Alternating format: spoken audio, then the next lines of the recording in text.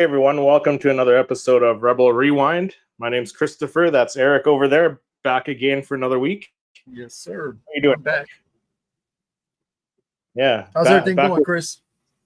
Eric strikes back. Yeah, I had to take a little time off, but Yeah, all good. All good, right. man. Yeah. What's the shirt say? I'm liking the shirt. Bounty something, yeah? Bounty Hunter? Bounty Hunter. Yeah, Boba Fett. Nice. This helmet, kind of Nice. that 70s feel to it. Nice. I like it. Sir. I got this So how was your oh, very cool. You went to Florida recently or? No, this was like maybe about 3 years ago. Yeah. Oh, okay. Yeah. Yeah. So how's I didn't go to any of the parks, but yeah. Go ahead, Chris. I'm sorry. Oh, how's your week been? It's Monday was kind of busy at work, but today was kind of quiet. So yeah, I didn't have to work on Monday, so we had the Labor Day long weekend. So boom. Also, I had Monday off. I was like, yeah. Had Monday. It's all a blur. Yeah, pretty much. Yeah. We got some people in the chat. Yes, sir. Yeah, Eric. Let's go. Yeah. Playing double duty. Patrick in the house is right on, fellas. What's up, Patrick? Angel in the chat. Angel. I no longer love Pedro Pascal. Hey, Angel. Thanks for hopping in the chat. Brandon, who filled in for you last week. Appreciate it, Brandon. Thanks again. Thank you so very much, man. Appreciate it, says, yo. But Grogu is king. Yeah, everyone loves Grogu. So do you want to jump into the no love for Pedro? Right? No love for Pedro? Is that why is that? Is it because he's is it because he's not gonna be filming the majority of the movie there? Like just coming in and filming like mask off scenes and stuff? Yeah, I guess we'll see. I'm still good with him. He's a good guy. Yeah. Hey, so I can't remember if I mentioned this to you before we jump into our stories. I guess Tamora Morrison's coming to Edmonton Expo, so I'm going to be getting his photo op and his nice. Not to brag or anything. I know you're the big Boba Fett fan there. Dude, that's awesome, man. Yeah, so I'm doing the photo op and the autograph with him in a couple weeks here. So hopefully he'll make it to Houston. Right? Dude, that's awesome. He says you're. Ricky. Good evening, everyone. Hey, Ricky. No, it's because he engaged in the politics and don't support my country. Oh, that's too bad. Oh, yeah. Did you hate when actors get into politics? Come on, just it's not good. Yeah. I mean, I get it. Like you're allowed to say what you want to an extent, but like when you're someone who's in the spotlight, in the limelight like that, like you do have to kind of be cautious of what you say, right? So yeah, because literally you're spitting your fan base, because not everybody sees it one way or the other, Yeah. SPC Unleashed says, "What's up, everyone?" Hey, SPC Unleashed, thanks for hopping in the chat. Ricky says, "What's up, Austin?" Hey, Ricky. Yeah, so we got some interesting articles. Kicking things off this week. One about someone joining the Star Wars universe, which I thought is very cool because I'm a big fan of the. Well, I mean, not a huge fan, but like I am a fan of Sigourney Weaver, and I enjoyed the Alien franchise and the other movies that she's been in. Like she was in Ghostbusters, she was great in that. Yeah. So according she's a great actress. Yeah, she's been in quite a few sci-fi franchises, right? So she was in Galaxy Quest. I think that was her in Galaxy Quest too, wasn't it? With her and Tim Allen and Alan Rickman. Great movie. Yeah, that was a great movie. Great movie. But yeah, no. Apparently, according to Deadline, they did an interview with her, and all the links will be in the description below. This is they go over a bunch of stuff, all her upcoming movies and stuff like that. But there was one point in the interview where Deadline asked what the next movie she is gonna film, and Weaver said, "I'm playing a role in The Mandalorian and Grogu, which will be directed by Jon Favreau. I got to meet Grogu for the first time the other day. I'm filming that before I go to London for the Tempest at the end of the year. So she's going to be filming this pretty quickly here. Her stuff in Grogu and the Mandalorian, or the Mandalorian and Grogu. So that's exciting. I'm excited about that. What do you think? What do you think about Weaver that's coming awesome. to the Star Wars? Yeah, I already got my speculations. She's gonna be Pelimoto's sister. I'm just speculating. You think? Oh, that's good speculation. What? No, I'm just throwing it out there. Would she be But older? no, she's awesome. Hey, I think so. I'd be okay with that, right? Yeah, I'd be okay with that, right? She could be the tougher, like more serious sister, right? Yeah, more business minded. Yeah, maybe even a bounty hunter, right? So yeah, that's awesome. Yeah, no, I like her, man. I'm excited for this. Yeah. She's been in so much good stuff. Like we said, Ghostbusters, Galaxy Quest, Alien. So Alien franchise. So yeah, no, it's good that she's going to be coming into Star Wars. I'm excited to see what she can do, what she'll be, what kind of part she'll play. Ricky showing some love on your channel there, Eric. Oh, thanks, brother. Appreciate the support, man. Angel says she met Grogu already. She was lucky. Yep. Right? Like what would you give to like meet the actual puppet of Grogu? Like go to the set of the Mandalorian and just like meet Grogu. Right? Yeah, like how awesome would that be? That would be incredible. Yeah, like George Lucas, I have that same face, the same face of George Lucas, man. Like, right? Yeah, that'd be incredible. Yeah, no, I'm all for it, man. I'm all for her. She's a great actress. Yeah. And let's see what she does. Yeah, brings I into agree. Star Wars. Yeah. Yeah. Most definitely. Exactly. All right, so we're talking about well, we weren't talking about Ahsoka, but we're going to get into Ahsoka. So, Ahsoka season 2 is not expected to start filming until summer of 2025, which is, pretty tough because of the fact that what is that going to mean? So Ahsoka starred Natasha Liu Bordizza, aka Sabine Wren, revealed that season 2 will likely not begin filming until the summer of 2025. Bordizzo shared it at DragonCon that she's not attending the event next year because she expected to be filming. Ahsoka season 2 then participated in a Star Wars panel at DragonCon 2024 alongside stars from the franchise, including Giancarlo Esposito, Manny Jacinto, Danny Trejo. So with the Mandalorian, Ahsoka season 2 is only confirmed a upcoming Star Wars television series that has not begun production as of yet. So if Ahsoka season 2 starts filming, they won't start filming until 2025, which means that the new episode won't release until 2026 at the earliest. So that's kind of a long time. Yeah. Yeah, it is a bummer. Right, we're still in 2024, and then not expecting anything until 2026. That sucks. Yeah. So that's a big gap because we know we're getting Skeleton Crew in the fall here. And then we get Andor season 2 next year, which I think what we reported on it that it's going to be in like the first quarter. I thought it was first quarter of the year. Yeah, Andor season 2, so like the first part of the year. So yeah, it's interesting that it's not starting filming until late next year, like the summer, like a year from now, pretty much, right? Mm-hmm. So it's going to be another year after Andor. So that's I think Patrick a lot had to do with the strikes, right? Yeah, absolutely. Patrick's curious if Sigourney will be an Imperial or a Rebel or a Mandalorian. Yeah, or maybe none, right? Like I said, or like we were speculating, maybe she's Pelimoto's tough, more serious bounty hunter sister, right? So who knows?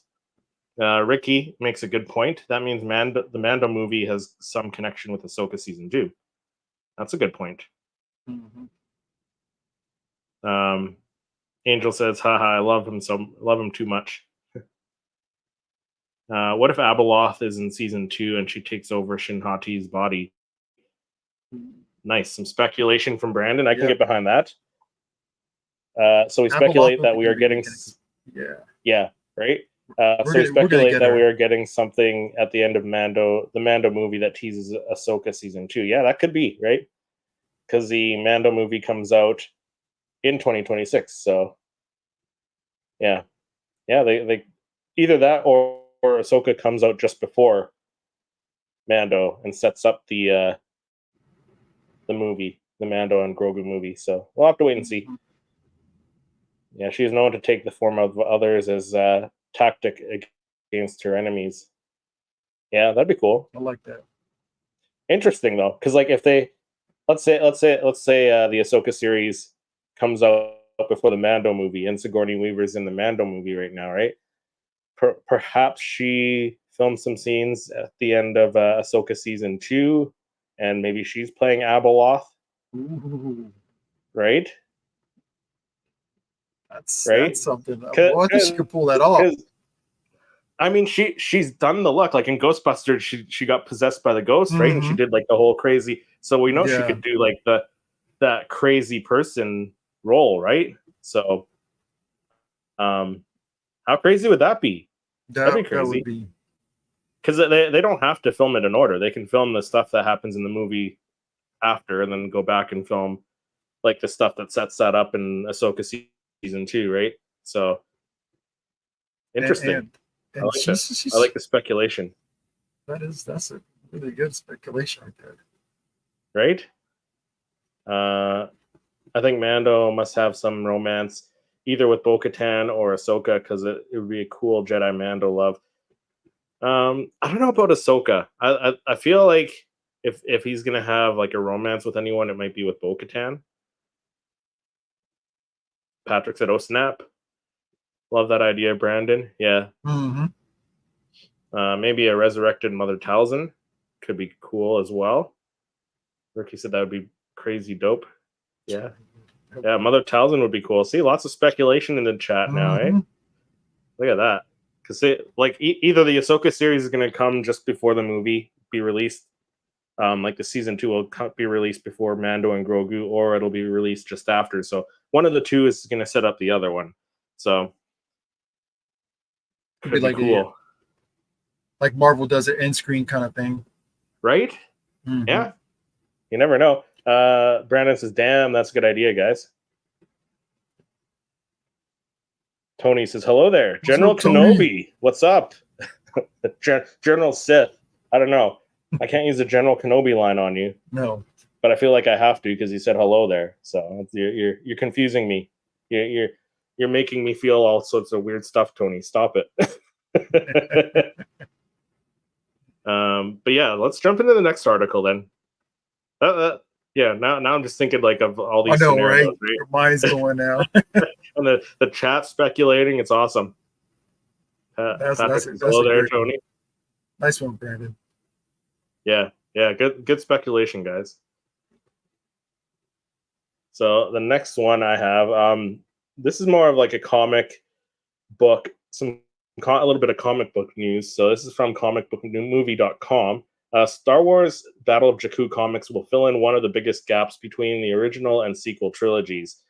So the upcoming Marvel has shared all 12 covers for the Star Wars Battle of Jakku, an upcoming comic book series which promises to address one of the most monumental moments between Return of the Jedi and The Force Awakens. So this October, a new era of Star Wars comic book storytelling kicks off with Star Wars The Battle of Jakku, written by acclaimed award-winning author Alex Segura, Edge of the Spider-Verse, and illustrated by a team of superstar artists. There's a list of artists here.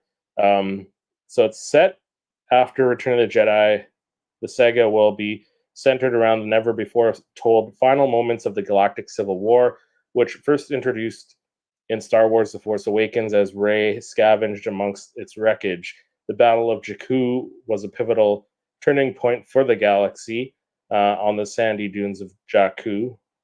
So starring core characters like Luke, Leia, and as well as new heroes and villains who were instrumental during the thrilling period. The Battle of Jakku series will bridge up that gap between the original trilogy and the sequel trilogy. And it also promises to introduce the shocking, power-hungry threats that emerged during this time of uncertainty. That could be a hint that we'll finally learn more about where Supreme Leader Snoke came from before becoming Palpatine's puppet. It's an unbelievable honor to be able to tell his story of Star Wars history alongside so many amazing artists in the pages of the 3 Battle of Jakku limited series. Segura said in a press release, our story will be an epic scope involving all major characters you love, plus some new exciting additions to the mythos. He added, we'll not only give readers a front row seat to the final battle of the Galactic Civil War, we'll reframe the aftermath of the Battle of Endor and introduce new menacing threat that will keep our heroes guessing. The goal for all of us is to turn up the volume, turn it up to 11, and make sure the adventure stands shoulder to shoulder with the other stories of the era as the Empire collapses and a new darkness arises. So that sounds pretty cool because we don't really know exactly where Snoke came from, and I think that could be very cool to see. But what are your thoughts on that one? I think that's pretty cool. I mean, I like the fact that they're bridging these 2 stories, right? And Perhaps, yeah. And then we'll, maybe they'll explain a little bit more of the training that Luke, gave for to Leia, training, some more backstory, like you said, with Snoke, his beginning, how he was either manipulated or created. I think it was created clone, right? So yeah, we get some backstories on that, and this whole setup, and I think potentially it could possibly maybe even be, I don't know, like if they wanted to do like a little, like I know this is a comic book, but maybe bridge off and make a little maybe animation, or possibly even maybe a movie for later on in the future. They have the technology to bring Luke and Leia back, back, with Leia being back, and then of course, ways to get Luke to make him younger.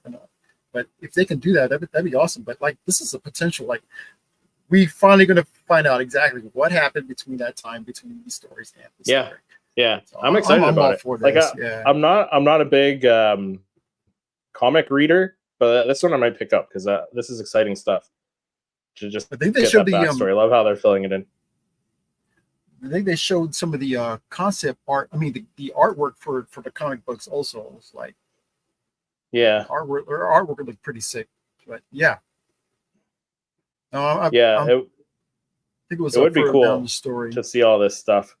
And like you said, like it could be cool if they set some stuff up for like an animated series, or even if they go back and do some like Tales of the Jedi stuff and do some stories centered around Luke Skywalker during this time period, right? Because we've seen him during the original trilogy. Let's do some different eras. You got a lot of wiggle room to bring Luke Skywalker in Tales of the Jedi and show some different stories from that we haven't seen, right? So yeah, I'm not trying to take anything away from comic book readers, but I think this is something like if it's really good, if they can make it in an animation form, because that just makes it easier for me. I mean, I'm not a big reader. Maybe I should start picking up some more comic books.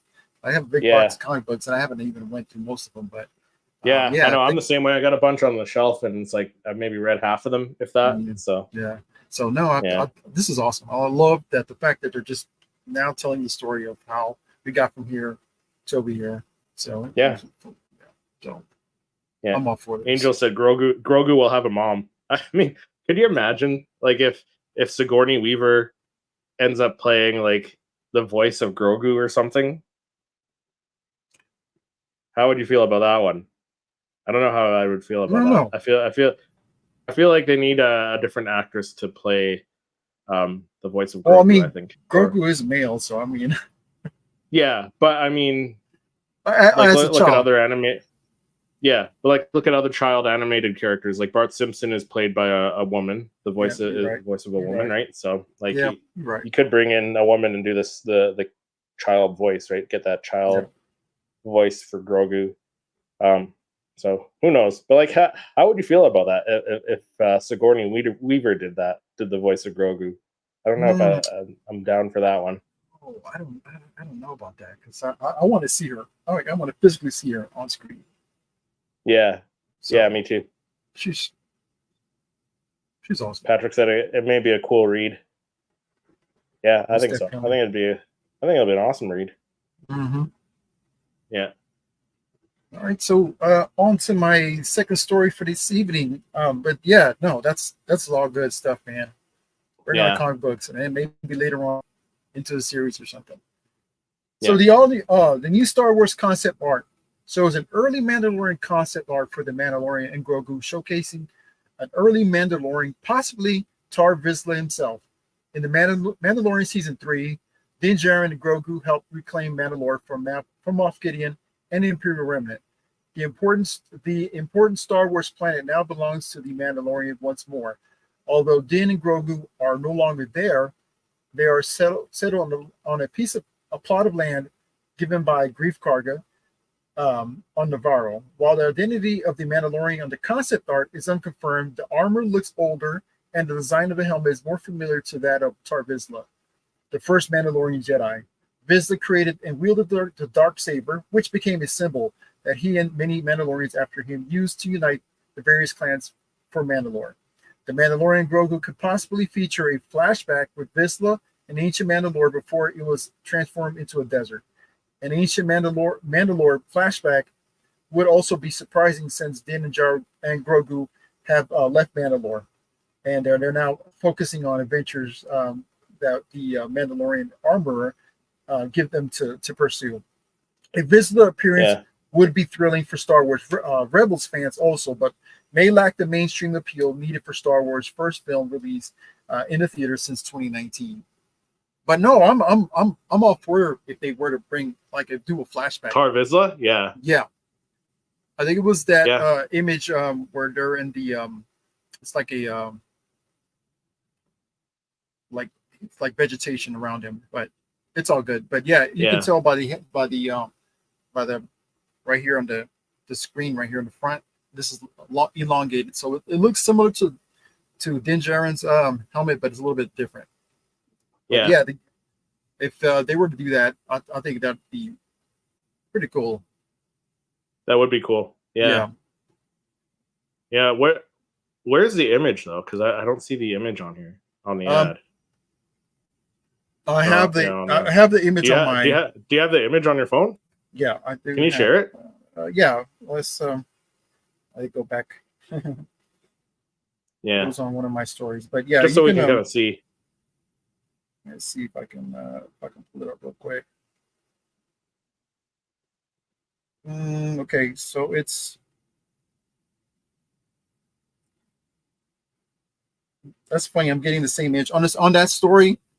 I'm getting the same images as you are, but I can pull if you want to continue with your story. And I'll see if you can pull it up on your phone or something. Yeah, I'll pull it up.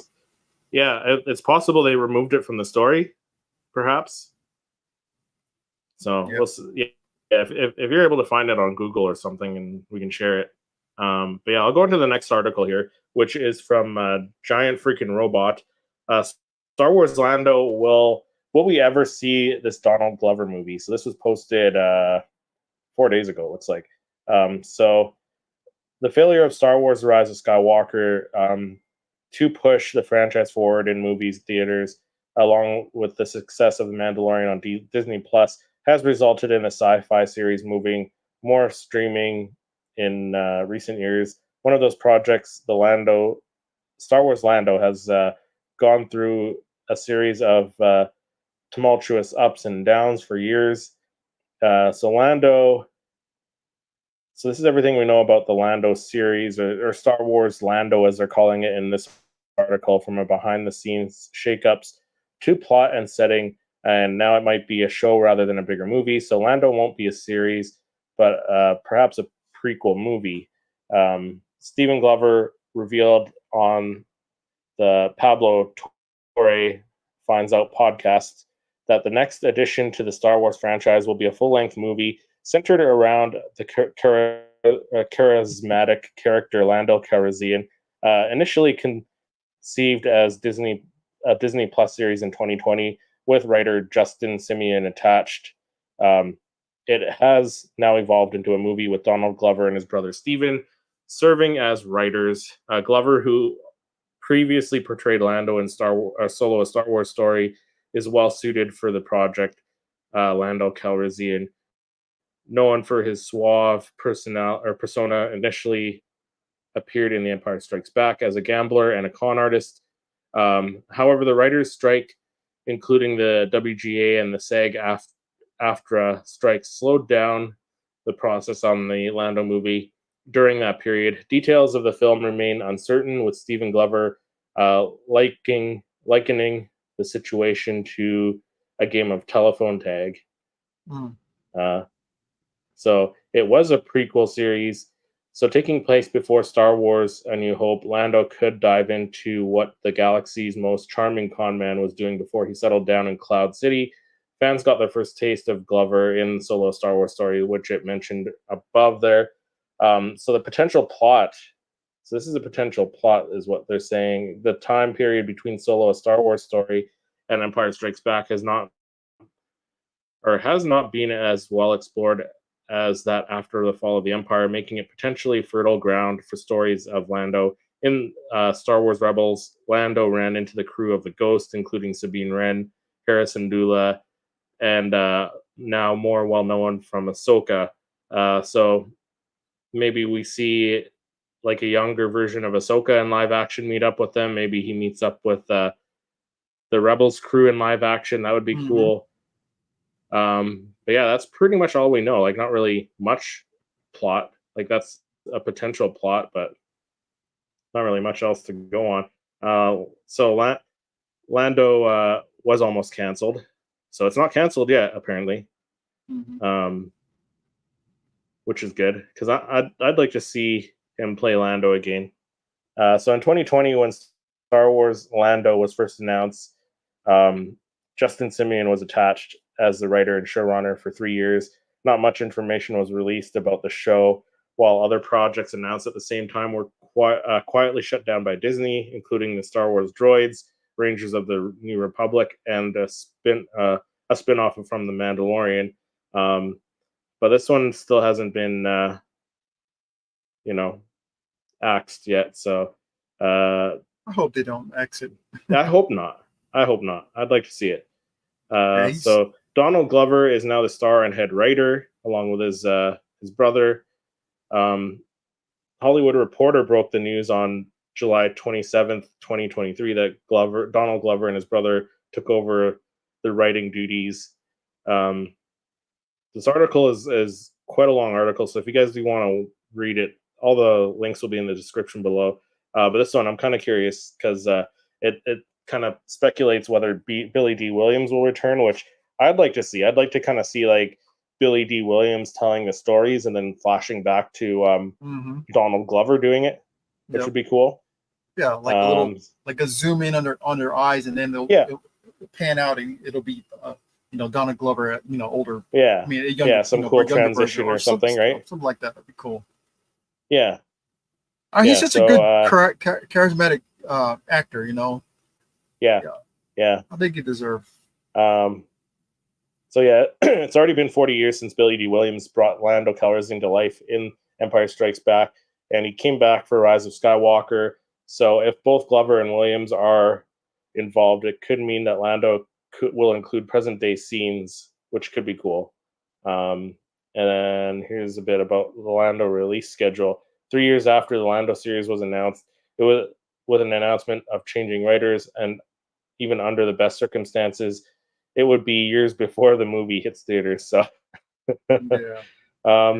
still not a lot of information, but it's not dead. It's not dead yet. So, but I'm not sure if they could, if him and his brother are capable of pulling off the story, for it. I mean, acting wise, he's phenomenal. Yeah, acting wise, I trust him as an actor. Story wise, I don't know. I don't know what he's written. Has he written anything?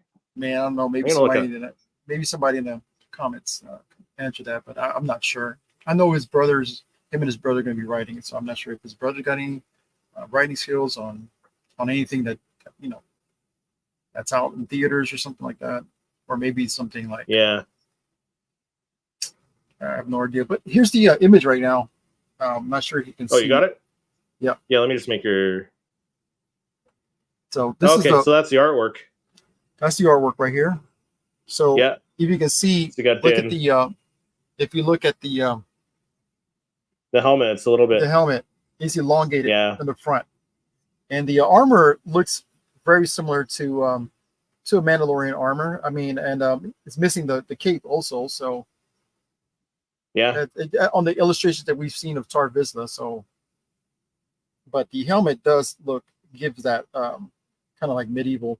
But the thing is that the shield is there. So on some of the artwork we've seen of Tar Vizsla, he doesn't have the shield. Right. The black shield. So, but this is the concept art right here. Yeah. So Ricky's saying the Atlanta show on FX is something Donald Glover wrote. Oh, okay. Yeah. Got a lot of awards. He's multi-talented. Yeah, he's got like 39 writing credits. Oh, wow. Mr. and Mrs. Smith, he wrote on. Okay. Yeah. Yeah, Atlanta. Yeah, he's got a few writing credits. So 30 Rock, he did some writing on. So, yeah, I mean, I guess we'll have to wait and see. Hopefully it's something that comes to fruition sooner rather than later. Because every year that goes by and it doesn't come out, it's like, is it canceled? Is it not canceled? You know? I'm sure he's got also like people who, who guide him through the Star Wars universe to help him, with this stuff. Yeah, because it could be complicated. It could be complicated. Yeah, especially timelines. Yeah. Yeah.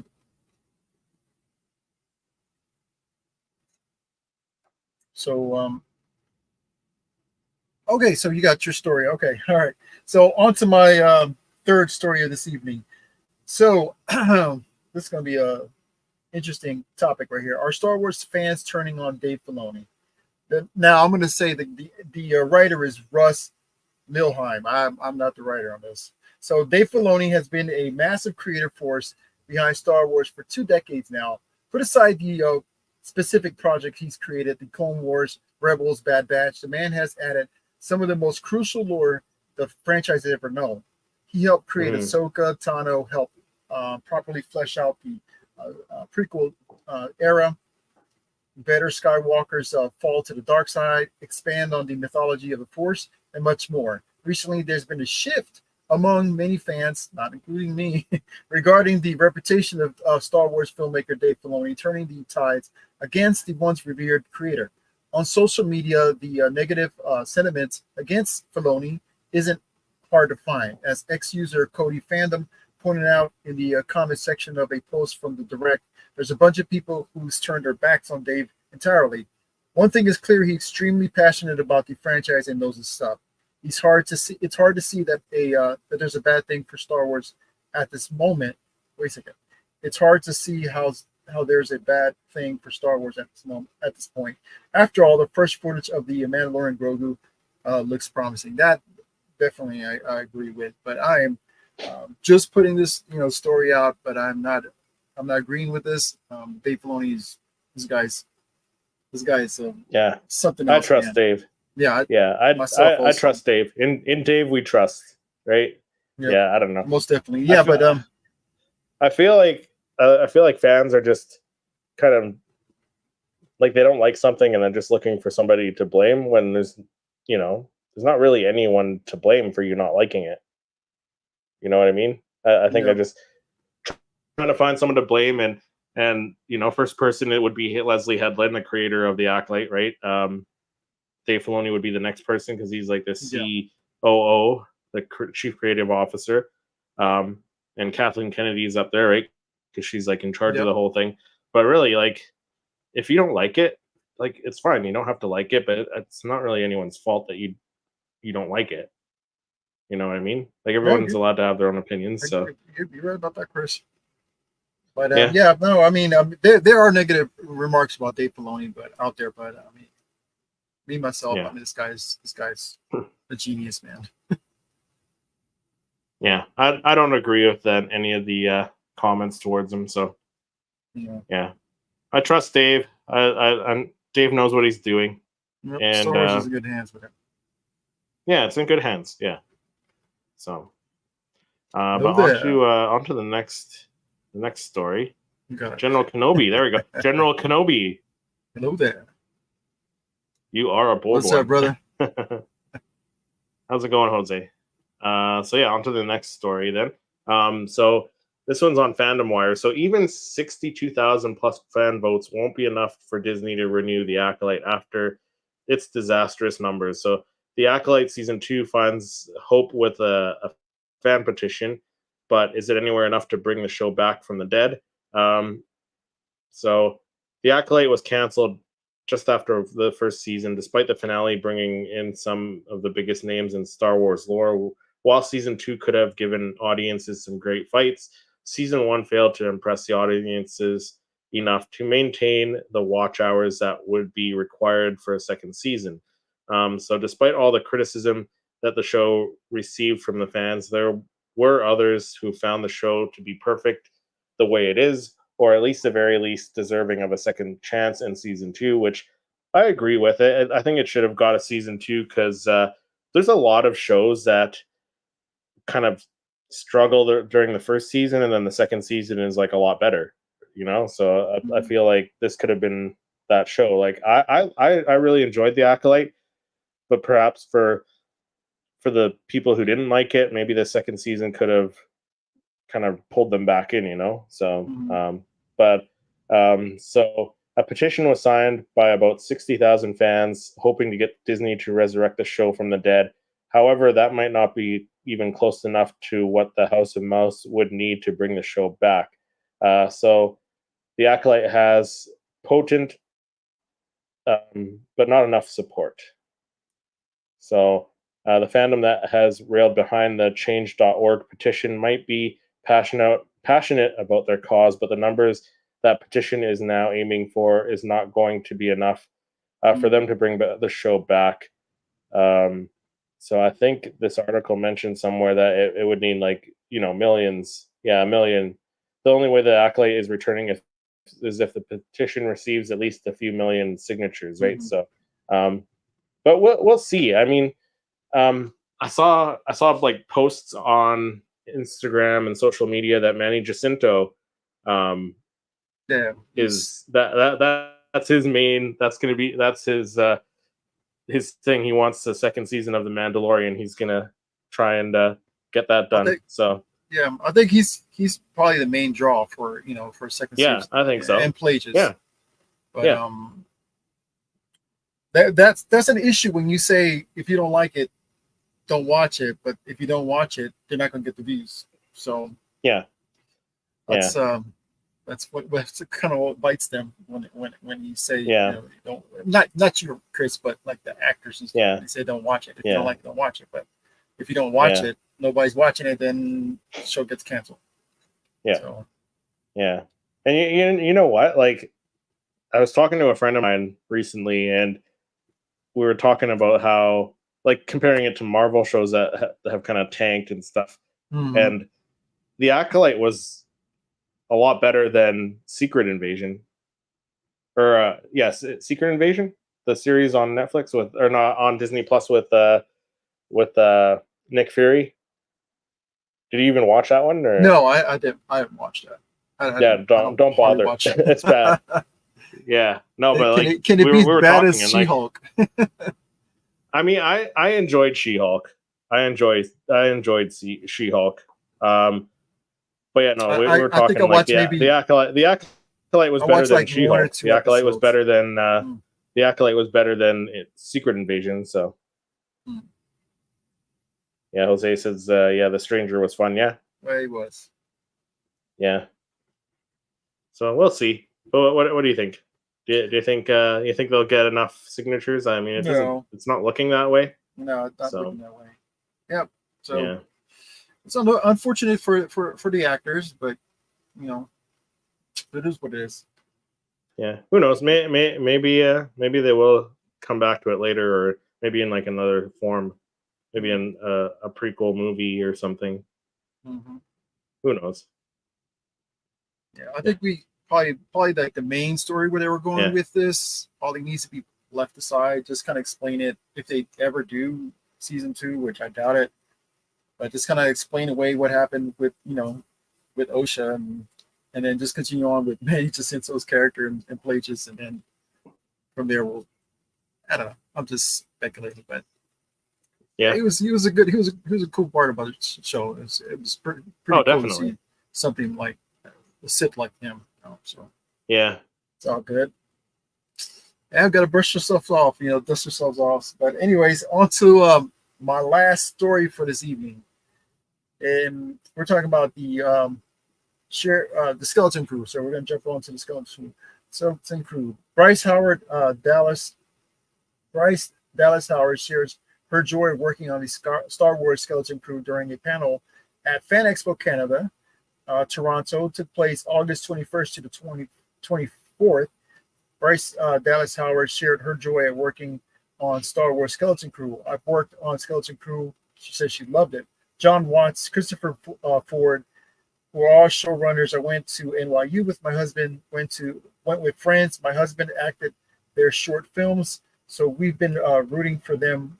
For John Watts, obviously with Spider-Man and everything, they were really excited. Howard also went on to express her excitement after joining the series while praising the cast and crew of Skeleton Crew. She called Jude Law, who plays a mysterious Force user who could be either friend or foe to the band of young heroes, a fantastic presence in the series.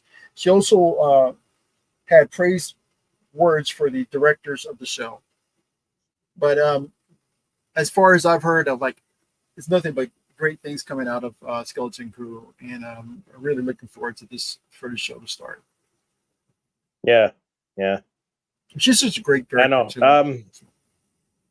I'm excited about the about Skeleton Crew, but there's still gonna be people who complain about something. They're gonna find something to complain. I just hope they're not too harsh on the child actors, on the kids. Right? No. Yeah, on the kids. Because people do take offense to some of this stuff, right? And kids especially, right? So, if you watch Skeleton Crew, you don't like it, that's fine. Don't be all negative and disrespectful towards the creators. That's what it comes down to, right? Mm-hmm. Especially like you said, like the kids, man. Just leave the kids alone. Yeah, Ricky said, or a Kalnaka origin series, right? That'd be cool. Release a Kalnaka cut of the Acolyte. I don't think there was enough footage in the Acolyte of Kalnaka. Unfortunately. Yeah. But, I mean, they're making comics about Kalnaka and stuff, right? So. Oh yeah. That's one of the comic books coming out. Yeah. Yeah. No, like I said, we were talking about kids on. So, yeah, Jake Lloyd, he went through a lot. So I don't want that same thing to repeat with these kids, Yeah, Ahmed Best went through a lot, right? Yeah.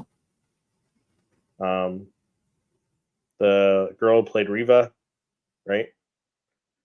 But you see, the thing is, with how I'm separating is that once you're an adult, then but the kids, especially kids, man, there's it's something different when it comes to kids acting. Ricky said the Kalnaka comic comes out tomorrow. There we go. Nice. I'm going to have to pick that up. There's a comic book shop not too far from my house. Yeah. So nice. Yeah, I think that wraps it up for. Out of all this, Skeleton Crew still. I think Skeleton Crew and I'm excited to see what role Sigourney Weaver is going to have in the Mando and Grogu movie, right? So I'm going to call it out right now. Pilimoto's sister. Pelimoto's sister. There we go. Yeah. That'd be awesome. Yeah, hopefully she's not playing the voice of Grogu. Yeah. But yeah, no, I think that wraps things up for this episode. Thanks everyone in the chat for joining us this evening. Yeah, it's fun as always.